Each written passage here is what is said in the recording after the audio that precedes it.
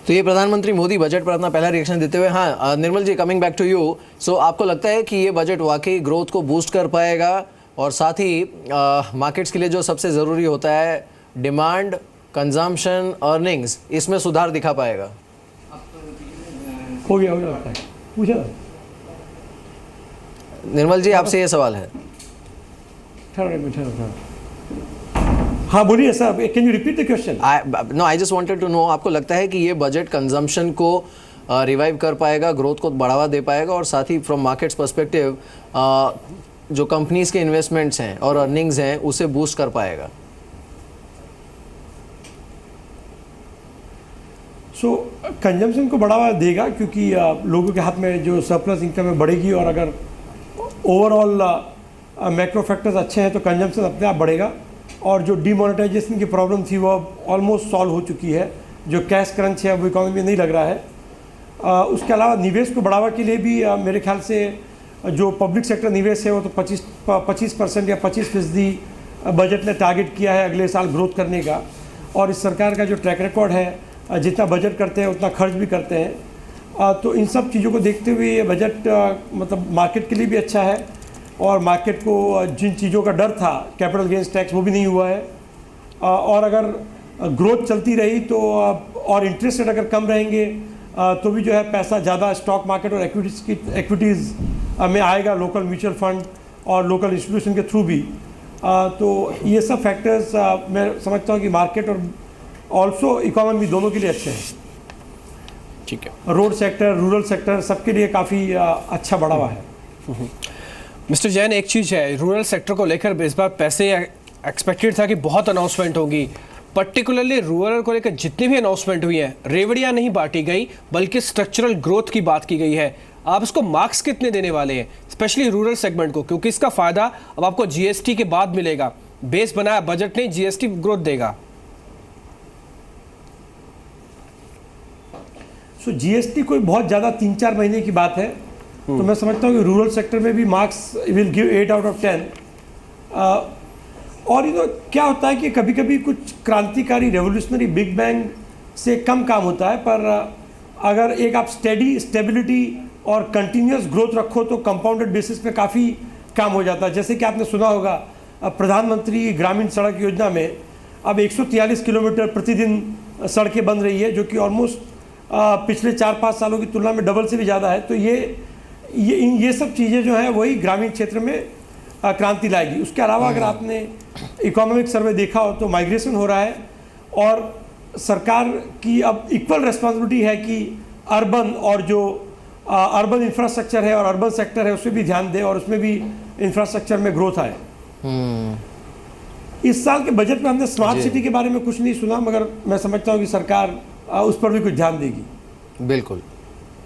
चलिए निर्मल, बहुत बहुत शुक्रिया हमारे साथ इस बातचीत में शामिल होने के लिए। थैंक्स फॉर जॉइनिंग अस। दिलीप भट्ट हमारे साथ इस बीच बने हुए हैं। दिलीप, मार्केट्स की ट्रैजेक्टरी आपको कैसी लग रही है? बिकॉज एटलीस्ट प्राइमा फेसी तो मार्केट इसे पॉजिटिवली ले रहा है and no negative is positive obviously, लेकिन साथ ही कुछ आई वुड से क्रिएटिव और प्रोडक्टिव चीज़ें इस बजट में हुई हैं, चाहे वो right from listing of IRCTC to increasing the digital way of transactions, जो कैश है उसमें ज़्यादा टैक्स लगाना, ये सारे इस तरह के कई स्टेप्स लिए गए हैं जो कि अपने आप में कुछ हद तक रेवोल्यूशनरी है। राहुल, आपका व्यू क्या है इस पर?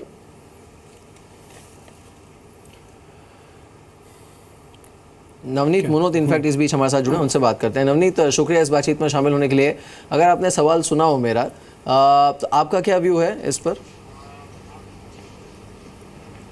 सॉरी, आई मिस्ड, आपका क्वेश्चन मिस हो गया। नहीं, मेरा सवाल ये था नवनीत कि इस बजट में एक तरफ जैसे कैशलेस या फिर डिजिटल ट्रांजैक्शन है उसको बढ़ावा देने की कोशिश की गई है, दूसरी तरफ MSMEs को रिलीफ देने की कोशिश की गई है। So actually he has tried to address almost all pockets of economy, जो हमने बजट के पहले भी बात की थी। टू दैट एक्सटेंट, जो बजट के पहले आपका व्यू था इस बजट को लेकर, now do you think markets have a reason to further rally from here post this budget? So markets में बजट के अलावा भी बहुत सारे फैक्टर्स होते हैं। हो सकता है और कोई फैक्टर की वजह से बाजार ऊपर या नीचे जाए, लेकिन बजट से जो भी एक्सपेक्टेशंस थी कि चाहे वित्तीय घाटा हो वो एक्सपेक्टेशन के अनुसार ही आया है, या जो रूरल इकोनॉमी के लिए, अफोर्डेबल हाउसिंग के लिए जो हमने बात करी थी वो ही है, टैक्स की दरों में शायद थोड़ी और कमी होनी चाहिए थी कॉर्पोरेट टैक्स में, बट अगर एमएसएमई के लिए किया, अगर छोटी कंपनियों के लिए किया और वो जॉब क्रिएट करती है तो वो भी अच्छा है। और कुछ कुछ चीज़ें जैसे आपने बोला IRCTC एयरकॉन वगैरह की लिस्टिंग हो गई, गवर्नमेंट ने बोला लैंड मोनेटाइजेशन एयरपोर्ट अथॉरिटी के द्वारा, लेबर लॉस का भी उन्होंने कहीं पे छोटा सा जिक्र किया था।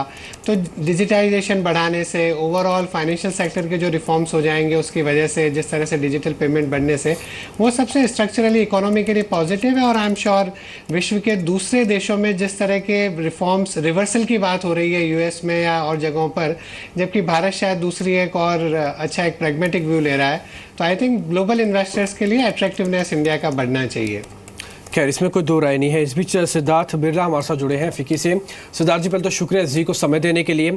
इस बार के बजट को आप रेट कैसे कर रहे हैं, क्योंकि इस बार बजट की स्पीच सुनने पर ऐसा लग रहा था शायद ही कोई ऐसी पॉकेट होगी जिसको वित्त मंत्री ने नहीं छुआ। आपके रिएक्शन से फर्स्ट रिएक्शन? फर्स्ट रिएक्शन, आपने जैसे कहा कि बजट के अंदर हर एक सेक्टर को कवर करने की चेष्टा करी है वित्त मंत्री ने, और डेफिनेटली इस बजट को दो बैकड्रॉप में देखना चाहिए। एक तो ग्लोबल इकोनॉमी स्लो हो रही है, इंडियन इकोनॉमी स्लो हो रही है, और मेरे ख्याल में इस साल की कॉर्नर स्टोन रहने वाली है सब जगह बिल्डिंग कॉन्फिडेंस। कंज्यूमर कॉन्फिडेंस भी रिवाइव करना है, इंडिविजुअल कॉन्फिडेंस रिवाइव होना चाहिए, नहीं तो कंज्यूमर स्पेंडिंग नहीं आएगी। इन्वेस्टमेंट कॉन्फिडेंस रिवाइव करना है और बिजनेस कॉन्फिडेंस को बरकरार रखना है, क्योंकि जीएसटी का इम्प्लीमेंटेशन भी अभी 1-1.5 साल हल्का सा पेन देगा इंडस्ट्री को।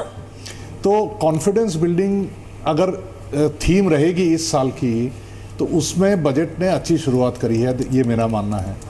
चलिए, इस बीच हमारे साथ रामदेव अग्रवाल जी भी जुड़े हैं। बजट मिस्टर बिरला, हमारे साथ रामदेव अग्रवाल जी भी जुड़े हैं, एक बार उनसे बात कर लेते हैं। I will come back to you. Ramdev ji, बहुत बहुत शुक्रिया हमारे साथ इस बातचीत में शामिल होने के लिए। थैंक्स फॉर जॉइनिंग अस। की टेक अवेज आपके लिए क्या रहे हैं इस बजट के? I think the biggest take away is कि इसमें कोई टेंशन नहीं, इस बार एकदम क्लीन बजट है, कोई टिंकरिंग नहीं है। तो क्या है कि बहुत ज़्यादा इस बार वो long term capital gains tax and corporate tax और ये सब बहुत सारी बातें थी, वो कुछ हुई नहीं। और पूरा बजट का सेंटर थीम में लगता है टैक्स इवेडर्स। मतलब आप उनको राउंड अप करो, उनको लग रहा है कि मतलब इसमें जूस ही जूस है पूरा का पूरा। यदि इस साल में यदि 17% उनका टैक्स ग्रोथ है, टैक्स कलेक्शन ग्रोथ है, तो मेरे को लगता है कि 17% अगले साल आ जाए बिना कुछ किए, तो दूसरा कुछ क्यों करने का। तो इस बार का देखिए आप, पूरा का पूरा centre theme is tax evasion, और वो डिमोनेटाइजेशन उन्होंने किया भी, उनके पास ज़बरदस्त डेटा भी है, और ये यहाँ से वो बहुत मेथोडिकली वो राउंड अप करने वाले हैं। इवन पेमेंट्स भी काफ़ी डिजिटल पुश भी बहुत ज़्यादा है। सो ऐसा लग रहा है मुझे कि इस बार का budget centre theme hero is tax एवेडर्स।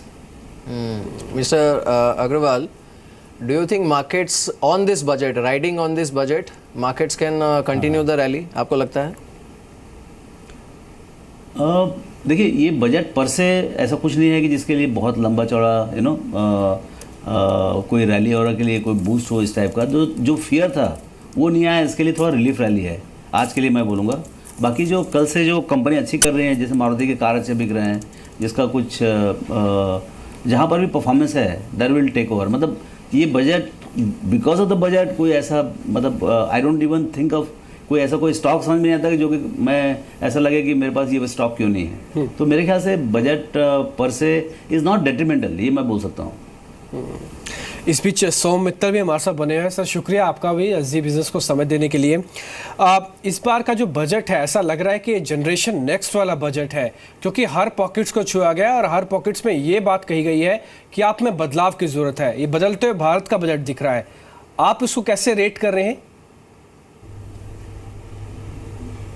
नहीं, देखिए, वो जैसे आपने बोला कि बहुत सारी स्कीम्स निकाली गई, वो स्कीम्स अच्छी हैं। उन्होंने हर पहलू को छुआ। स्टार्टअप्स के लिए काम हुआ, एमएसएमई के लिए हुआ है, move towards the digital economy, उसके लिए बढ़ावा दिया गया है। तो अगर माइक्रो लेवल पर देखें, बहुत सारी स्कीम्स हैं, लेकिन जैसे हमने देखा है सारी स्कीम्स का 3-4 साल का इनका प्लान है। तो अच्छा रहता कि वित्त मंत्री इस पर भी जोर देते कि कैसे वो इम्प्लीमेंट करेंगे।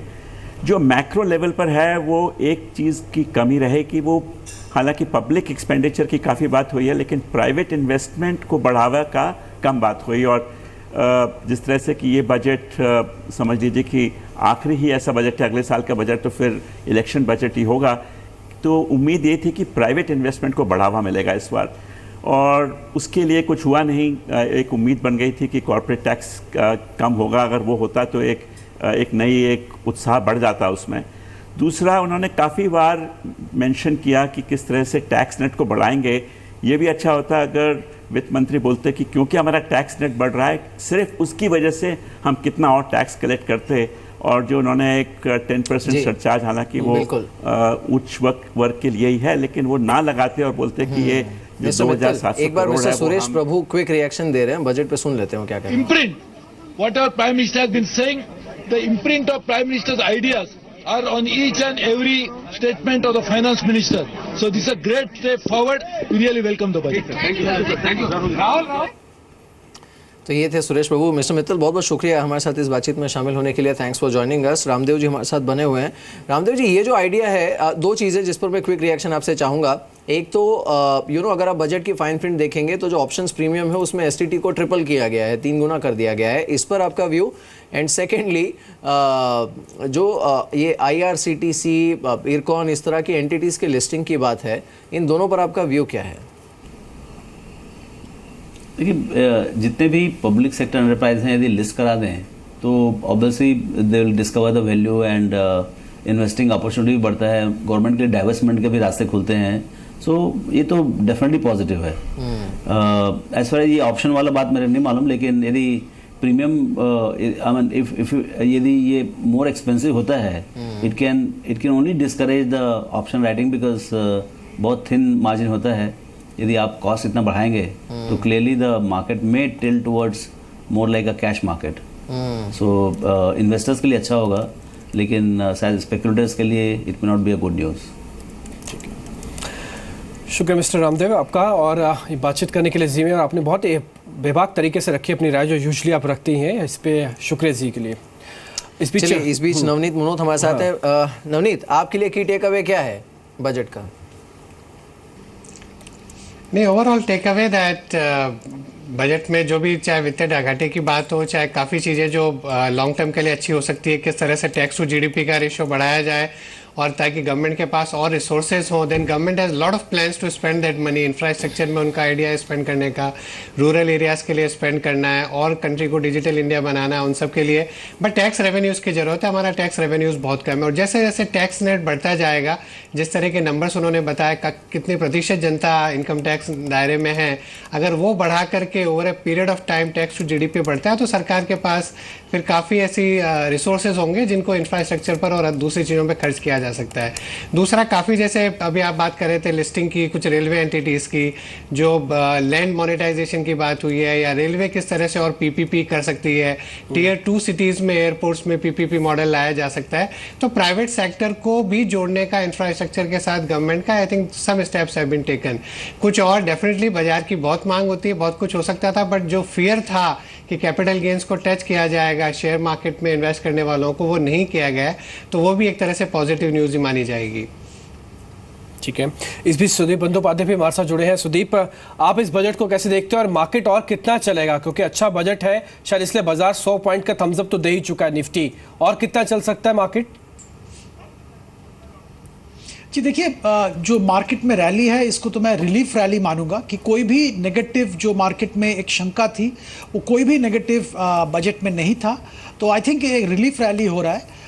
ओवरऑल जो मेजर्स सरकार ने लिए हैं, इंफ्रास्ट्रक्चर की तरफ झुकाव है, रूरल स्पेंडिंग की तरफ झुकाव है, हाउसिंग की तरफ इनका जो स्ट्रेस है, ये आने वाले दिनों में कंजम्पशन को बूस्ट करेगा और आई think that will auger well for the economy. बहुत ज़रूरत था कंजम्पशन को बूस्ट देने का और उसी का कोशिश किया गया है ये सब स्टेप्स के ज़रिए। तो हम लोगों को लगता है कि over a period of time things will start improving, market will start getting the benefit. Immediately ऐसा कोई बहुत बड़ा स्टेप नहीं है जो कि मार्केट को बहुत ऊपर ले जा सकता है। हाँ, यहाँ से भी शायद 100 पॉइंट ऊपर जा सकता है। कुछ ऐसे मेजर्स हैं जो ग्रेजुअली मार्केट के सामने आ रहा है, जैसे ऑयल कंपनी का कंसोलिडेशन या जो पावर कंपनीज के बारे में बात किया गया है, या जो अगर देखें कैपिटल गेंस, जो कैपिटल गेंस में 2 साल कर दिया गया है, 3 की जगह 2 साल। सो ये सारे मेजर्स प्लस जो फाइनेंशियल एसेट क्रिएशन की तरफ ध्यान दिया है कि अगर आपके पास कैपिटल गेन है वो आप कुछ फाइनेंशियल इंस्ट्रूमेंट में निवेश कर सकोगे और उसके जरिए आप टैक्स नहीं देना होगा आपको. I think that will help the government to mobilise resources. तो ये मेजर्स जो हैं gradually they will unfold and help the market, but immediate ऐसा कोई बहुत बड़ा पॉजिटिव मार्केट के लिए नहीं है जो कि मार्केट को बहुत ज़्यादा ऊपर ले जाएगा.